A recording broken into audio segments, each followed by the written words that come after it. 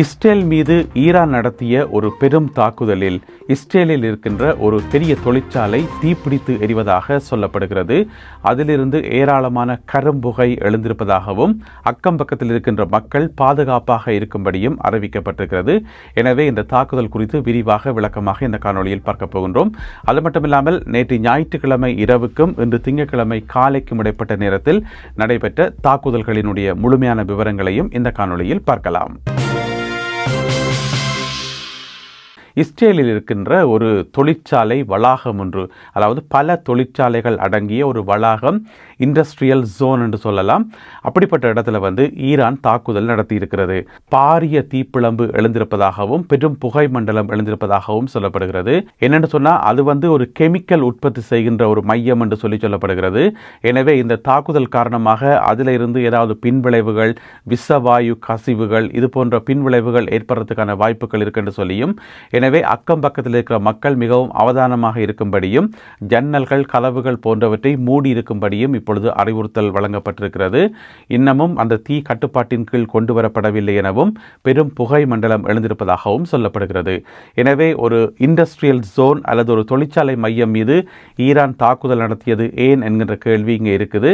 எனவே ஈரானில் இருக்கக்கூடிய ஒரு தொழிற்சாலை மேலே தாக்குதல் நடத்தப்பட்டிருக்கிறதா, அதற்கு பழிவாங்கும் விதமாகத்தான் இந்த தாக்குதலா என்று கேட்டீங்கன்னு சொன்னால் நீங்கள் ஊகித்தது சரிதான். நேற்று ஞாயிற்றுக்கிழமை மாலை ஈரானில் இருக்கக்கூடிய, அதாவது தலைநகர் தெஹ்ரானுக்கு அருகில் இருக்கக்கூடிய தப்ரீஸ் என்று சொல்லப்படுற ஒரு இடத்துல ஒரு தொழிற்சாலை வளாகம் மீது, அதாவது பெட்ரோ கெமிக்கல் பிளான்ட் என்று சொல்றது, அதன் மீது அமெரிக்க வான்படையினரும் இஸ்ரேலிய வான்படையினரும் நடத்திய தாக்குதலில் அங்கு கடுமையான சேதம் ஏற்பட்டிருப்பதாக சொல்லப்படுகிறது. அந்த தாக்குதலில் வெடிச்சு சிதறிய அந்த துண்டுகள் காரணமாக அருகில் இருந்த ஒரு மின்சார வலையமைப்பு ஒன்று முற்றுமுழுதாக உடைந்ததன் காரணமாக தலைநகர் தெஹ்ரானில் குறிப்பிட்ட சில மணி நேரங்கள் மின்வெட்டு இருந்ததாக சொல்லப்படுகிறது. மின்சாரம் முற்றுமுழுதாக துண்டிக்கப்பட்டிருந்ததாக சொல்லப்படுகிறது. எனவே ஈரானில் எந்த இடம் தாக்கப்படுதோ அதுக்கு சமமான இடம் இஸ்ரேலியோ அல்லது ஏனைய நாடுகளிலோ தாக்கப்படும் என்றது இதுதான் நடந்திருக்குது. கடந்த 4 வாரங்களாக நடந்து வரதே இதுதான். ஈரானில் இருக்கிற ஒரு எண்ணெய் சுத்திகரிப்பு நிலையம் தாக்கப்படுமாக இருந்தால் உடனடியாகவே ஏனைய மத்திய கிழக்கு நாடுகளிலேயோ அல்லது இஸ்ரேலியோ இருக்கக்கூடிய எண்ணெய் சுத்திகரிப்பு நிலையம் தாக்கப்படும். இதை நாங்கள் தொடர்ச்சியாக அவதானித்து கொண்டே வரோம். அதோட இன்னொரு முக்கியமான விஷயம் என்னன்னு சொன்னா, இந்த தாக்குதல்களினுடைய போக்கு இப்போ அண்மை காலமாக கடந்த ஒரு 4-5 நாட்களாக பார்த்தீங்கன்னு சொன்னா முற்றுமுழுதாக மாறிட்டு, இந்த போரில் ஈடுபடுகிற 2 தரப்புமே அது ஈரானிய தரப்பாக இருக்கலாம், அமெரிக்க தரப்பாக இருக்கலாம், அல்லது இஸ்ரேலிய தரப்பாக இருக்கலாம். இப்பெல்லாம் பார்த்தீங்கன்னு சொன்னா இராணுவ இலக்குகளை தாக்குறதை விடவும் பொருளாதார இலக்குகளை தான் கூட தாக்கி கொண்டே வருகின்றார்கள். நேற்று ஞாயிற்றுக்கிழமை பின்னேரம் ஈரானில் இந்த தாக்குதல் நடந்திருக்காட்டி ஈரான் திருப்பி அங்கே தாக்கியிருக்க போறதில்லை, அந்த கெமிக்கல் இண்டஸ்ட்ரி மேலே தாக்கியிருக்க போறதில்லை. எனவே இங்கே என்ன நடக்குது என்று சொன்னால் பழிக்கு பழி வாங்கும் நடவடிக்கை தான் நடக்குது. நீ என்னுடைய இந்த இடத்தை அடித்தா நானும் அதே இடத்தை அடிப்பேன் என்றதான் நடந்து கொண்டிருக்குது. எனவே எங்களுக்கு முன்னால் இருக்கிற கேள்வி என்னன்னு சொன்னால், ஏன் கடந்த ஒரு 4-5 நாட்களாக இராணுவ இலக்குகளை விடவும் இந்த மாதிரியான பொருளாதார இலக்குகள் தாக்கப்படுது என்றுதான். எனவே ஈரானில் இருக்கக்கூடிய பொருளாதார இலக்குகள் தாக்கப்படும் போது அது ஏனைய நாடுகளுக்கு கட்டாயம் பாதிப்புகளை கொண்டு வரும் என்றது மறக்க முடியாத உண்மை. அதை ஏற்கனவே ஈரான் சொல்லி இருக்கிறது. ஹவுதி அமைப்பினரால் ஏவப்பட்ட 2 ட்ரோன்களை தாங்கள் சுட்டு வீழ்த்தியிருப்பதாக இஸ்ரேலிய தரப்பினர் அறிவித்திருக்கின்றார்கள். உங்களுக்கு தெரியும், ஹவுதி அமைப்பினர் இப்பொழுது உத்தியோகபூர்வமாக யுத்தத்துக்குள் இறங்கிவிட்டார்கள். ஏற்கனவே 2 தடவை மிசைல்ஸ் தாக்குதலை நடத்தியிருந்தார்கள். இப்போ பார்த்தீங்கன்னு சொன்னால் ட்ரோன் தாக்குதல்களை நடத்த ஆரம்பித்திருக்கிறார்கள். இதன் மூலம் யுத்த களம் மேலும் விரிவடைய ஆரம்பித்திருக்கிறது.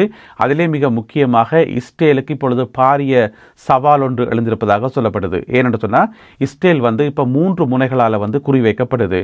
ஒரு பக்கம் பார்த்தீங்கன்னு சொன்னால் தென் பகுதியில் பார்த்தீங்கன்னு சொன்னால் இஸ்ரேலினுடைய தென் பகுதியில் ஹவுதி அமைப்பினரால் நடத்தப்படுற தாக்குதல்களை வழிமறிக்க வேண்டி இருக்குது. அதுக்கு எதிர்த்தாக்குதல் தொடுக்க வேண்டி இருக்குது. எனவே இஸ்ரேலினுடைய தென் பகுதியை ஹவுதி அமைப்பினர் தாக்கி கொண்டிருக்கிறார்கள். இஸ்ரேலினுடைய வடக்கு பகுதியில் பார்த்தீங்கன்னு சொன்னால் ஹெஸ்புல்லா அமைப்பினர் தாக்குதல் நடத்தி கொண்டிருக்கிறார்கள். அவர்களும் ஏவுகணைகள், ட்ரோன்கள் போன்றவற்றால் தொடர்ச்சியாக தாக்கி கொண்டே இருக்கின்றார்கள். இஸ்ரேலினுடைய கிழக்கு பகுதியில் பார்த்தீங்கன்னு சொன்னால் ஈரானினுடைய தாக்குதல்கள், கிழக்கு பக்கமாக ஈரானிய மிசைல்ஸும் ஈரானிய ட்ரோன்களும் தொடர்ச்சியாக ஏவப்பட்டு கொண்டே இருக்கின்றன. எனவே இஸ்ரேலை பொறுத்த வரைக்கும் 3 முனைகள் முனைகள் இப்பொழுது திறக்கப்பட்டிருக்கின்றன. இந்த 3 முனைகள் வாயிலாகவும் தொடர்ச்சியாக இஸ்ரேலை நோக்கி தாக்குதல்கள் நடத்தப்பட்டுக் கொண்டிருக்கின்றன.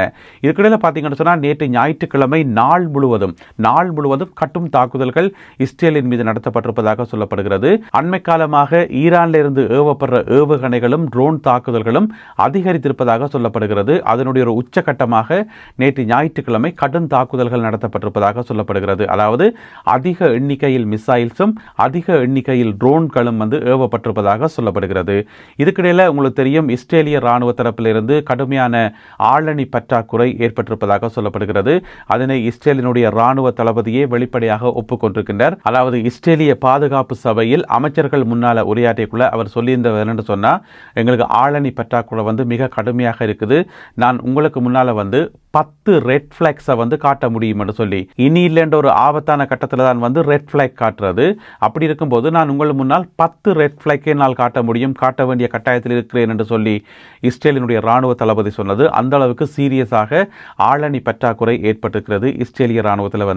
அதனால இந்த கான்ஸ்கிரிப்ஷன் என்று சொல்லுவோம், அதாவது கட்டாய ராணுவ சேர்ப்பு, கட்டாய படைச்சேர்ப்பு, அந்த சட்டங்களை திருத்தம் கொண்டு சொல்லி, அதாவது இஸ்ரேலில் இப்போ என்ன சட்டம் இருக்குன்னு சொன்னால், 18 வயதுக்கு மேற்பட்ட ஆண்கள் பெண்கள் இருபாலரும் கட்டாய ராணுவ சேவை செய்யணும். ஆண்களுக்கு 36 மாதங்களும் பெண்களுக்கு 24 மாதங்களும் கட்டாய ராணுவ சேவை. 18 வயது தாண்டினா ஆணோ பெண்ணோ, நாட்டில் சண்டை நடக்குதோ சண்டை நடக்கலையோ எல்லோரும் ராணுவத்தில் சேர்ந்து கடமையாற்றணும் என்று சொல்லி, இது 1948ஆம் ஆண்டிலிருந்தே இஸ்ரேலில் கடுமையாக பின்பற்றப்பட்டு வருகிறது என்று சொல்லப்படுகிறது. எனவே அந்த சட்டங்களை இப்போ அட்ஜஸ்ட் பண்ண சொல்லி, அதாவது இப்போ ஆண்களுக்கு 36 மாதங்கள் என்று சொன்னால் அதை கொஞ்சம் அதிகரிக்கிறது, பெண்களுக்கு 24 மாதங்கள் என்று சொன்னால் அதையும் அதிகரிக்கிறது. ஏனென்று சொன்னால் ஆளணி பற்றாக்குறை இருக்கிறது. இதை உடனடியாக செய்யாவிட்டால் இஸ்ரேலிய ராணுவம் உள்ளிருந்து கொலாப்ஸ் ஆகும், அதாவது உள்ளுக்குள்ளாக தனக்குள்ளேயே சிதைவடைந்து போகும் என்று சொல்லி இஸ்ரேலினுடைய ராணுவ தளபதியே எச்சரிக்கை விடுத்திருக்கிறார். எனவே ஏற்கனவே ஆளணி பற்றாக்குறை ஒரு பிரச்சனை, இன்னொரு பக்கம் 3 முனைகளில் கலந்திறக்கப்பட்டிருக்கிறது, மும்முனை தாக்குதல்கள் இடம்பெறுகிறது. எனவே இஸ்ரேலுக்கு வரும் நாட்களில் பெரும் சவால்கள் காத்திருப்பதாக அவதானிகள் சுட்டிக்காட்டுகிறார்கள்.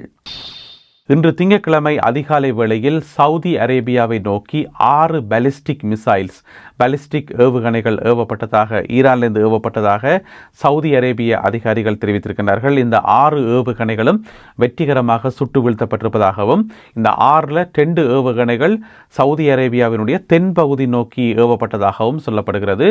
அது சவுதி அரேபியாவில் இருந்து கிடைத்த செய்தி. குவைத்தில் இருந்து ஒரு துயரமான செய்தி ஒன்று கிடைத்திருக்கிறது என்று சொன்னால், அங்கு நடத்தப்பட்ட ஒரு தாக்குதலில் ஒரு இந்திய குடிமகன் ஒருவர், தொழிலுக்காக குவைத்தில் நின்ற இந்திய குடிமகன் ஒருவர் கொல்லப்பட்டிருப்பதாக குவைத் செய்திகள் தெரிவிக்கின்றன. அதே நேரம் பார்த்தீங்கன்னு சொன்னால், Bahrain, Jordan, Qatar, Saudi Arabia, United Arab Emirates, இந்த அனைத்து நாடுகளிலும் இருக்கின்ற தண்ணீர் சுத்திகரிப்பு நிலையங்கள், அதாவது கடல் நீரை எடுத்து குடிநீராக மாற்றுகின்ற தண்ணீர் சுத்திகரிப்பு மையங்கள் மீது தாக்குதல் நடத்தப்பட்டிருப்பதாக சொல்லப்படுகிறது. கச்சா எண்ணெயினுடைய விலை ஒரு பரல் $115 அதிகரித்திருக்கிறது. இது ஒரு மிகப்பெரிய அதிகரிப்பு என்று சொல்லணும். ஏனென்று சொன்னால், சாதாரணமாக $70 தொடக்கம் $75 நிற்கும். இந்த யுத்தம் ஆரம்பிக்க முதல் $70 $75 அதுதான் சாதாரண பிரைஸ். சரி, அது அப்படியே கூடி ஒரு $95 $98 வந்தது. அது கூட ஓகே என்று சொல்லலாம். இப்போ பார்த்தீங்கன்னு சொன்னால், இன்றைக்கு திங்கட்கிழமை காலமே ஆசிய சந்தைகளில் $115 அதிகரித்திருக்கிறது. இந்த விலை அதிகரிப்புக்கான காரணம், ஈரான் மீது தரை வழி தாக்குதலை நடத்தப் போவதாக அமெரிக்கா அறிவித்திருந்ததும், அதற்கான பயிற்சி ஒத்திகைகளில் அவர்கள் ஈடுபடுவதும், அதற்கு தகுந்த பதிலடி கொடுக்கப்படும் என்று சொல்லி ஈரான் அறிவித்தமையும் தான் காரணம் என்று சொல்லப்படுகிறது. இந்த சர்வதேச சந்தையில் கச்சா எண்ணெயினுடைய விலை ஏற்ற இறக்கத்தை நீங்க தொடர்ந்து அவதானிச்சிங்கன்னு சொன்னா, எல்லாமே ஒரு சின்ன சின்ன அறிக்கையில தான் தங்கி இருக்குது. அதாவது சண்டை என்று சொல்லி அறிவிச்சா உடனே விலை கூடும், சமாதானம் என்று அறிவிச்சா, போர் நிறுத்தம் என்று அறிவிச்சா உடனே விலை குறையும். அன்றைக்கு பார்த்தீங்கன்னு சொன்னா 5 நாட்கள் போர் நிறுத்தம் என்று சொல்லி ட்ரம்ப் அறிவிச்சு அடுத்த நிமிஷமே பார்த்தீங்கன்னு சொன்னா கச்சா எண்ணெயினுடைய விலை நல்லா குறைய ஆரம்பிச்சது. பிறகு 10 நாட்கள் போர் நிறுத்தம் என்று சொல்லி அறிவிச்சார். அப்பவும் விலைகள் நல்லா குறைய ஆரம்பிச்சது. ஆனா இந்த 10 நாட்கள் 5 நாட்கள் சரிவரா போலடக்கு, இது சும்மா ஏமாத்து போலடக்கு என்று சொல்லி மார்க்கெட்டுக்கே விளங்கி இருக்கு போலடக்கு. அதனால இப்ப கச்சா எண்ணெயினுடைய விலை அதிகரித்து அதிகரிச்சிருக்குது. சும்மா சமாதானம் போய் சொல்லி போட்டாங்க, என்ன படையாக குவிக்கிறீங்கள், அங்கே கிரவுண்ட் ஆப்ரேஷனுக்கு ரெடி ஆகிறீங்கள், இதுங்க நான் செய்கிற வேலை என்று சொல்லி கச்சா எண்ணெயினுடைய விலை அதுவாகவே கூடிட்டு போகிறதுக்கு. எனவே ஒரு பெரலுக்கு இன்று காலை திங்கட்கிழமை காலை $115 உயர்ந்திருக்கிறது கச்சா எண்ணெயினுடைய விலை. யுத்த காலத்திலிருந்து மேலதிக தகவல்கள் கிடைக்கின்ற போது அவற்றையெல்லாம் தொகுத்துக்கொண்டு இன்னும் ஒரு காணொலியில் உங்களை நான் சந்திக்கின்றேன். அதுவரை நன்றி, வணக்கம்.